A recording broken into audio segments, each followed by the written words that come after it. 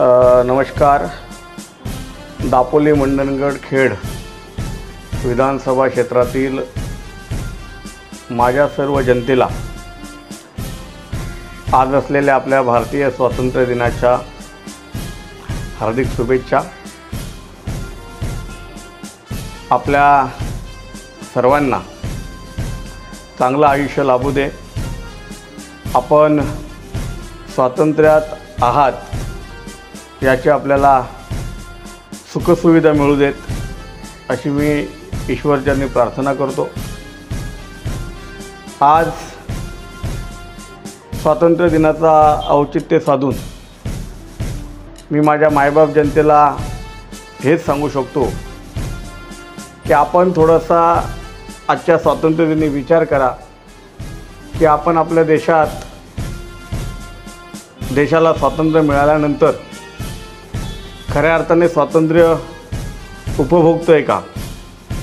आपल्याला दापोली मंडणगड खेडमधील जनतेला दिल्या जाणाऱ्या सुविधा या खरोखरच चांगल्या सुविधा आहेत का. आपल्याला हॉस्पिटलच्या सुविधा आहेत का, दळणवळणाच्या सोयीसुविधा आहेत का. सर्व क्षेत्रात आपण मागे आहोत आणि याचं कारणही आपल्याला माहिती आहे. आपल्या भागाला आतापर्यंत न लाभलेलं चांगलं नेतृत्व आणि या सर्व गोष्टींचा विचार करून येणारी दापोली मंडणगड खेड 2024ची विधानसभा मी लढण्यासाठी प्रयत्न करतो आहे आणि लढणारच आहे. माझं फायनल झालेलं आहे की मी लढणार आहे.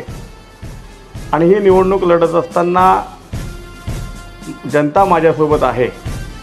सर्वसामान्य जनता हीच माझी शक्ती आहे. म्हणून मी या लढाईत, या निवडणुकीत माझ्या खिशात एकही रुपया नसताना ही निवडणूक लढण्याचा निर्णय घेतलेला आहे.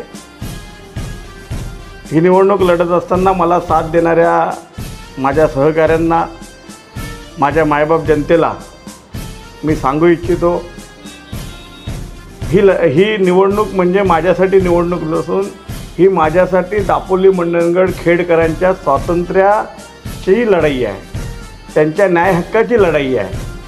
आणि हा लढा मी लढत असताना आपण मला साथ देत आहे. अशा परिस्थितीत आपल्याला अनेक अडचणींना सामोरे देखील जावे लागणार आहे. मोठ्या प्रमाणात दहशत निर्माण केली जाते.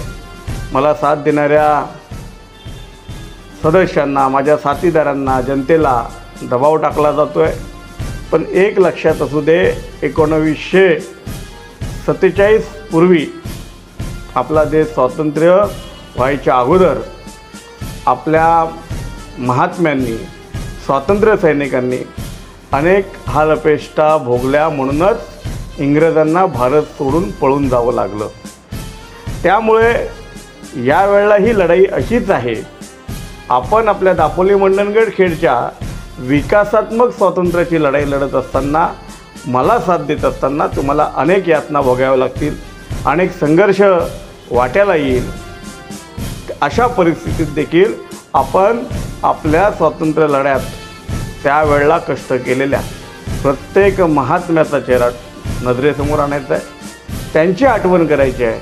त्याने किती काबाड कष्ट केले असतील, त्याने किती हालअपेष्टा भोगल्या असतील, त्या आपल्या नजरेसमोर आणायच्या आहेत. त्यांच्या तुलनेत आत्ताची आपली लढाई तेवढीशी बिकट नसेल, परंतु लढाई आहे ही नक्कीच. त्यामुळं पुन्हा एकदा मी आपल्याला आपल्या देशाच्या स्वातंत्र्य दिनाच्या शुभेच्छा देतो. आणि आतापर्यंत आपण जशी मला साथ दिलीत तीच साथ सातत्याने देत राहा अशी विनंती करतो. धन्यवाद.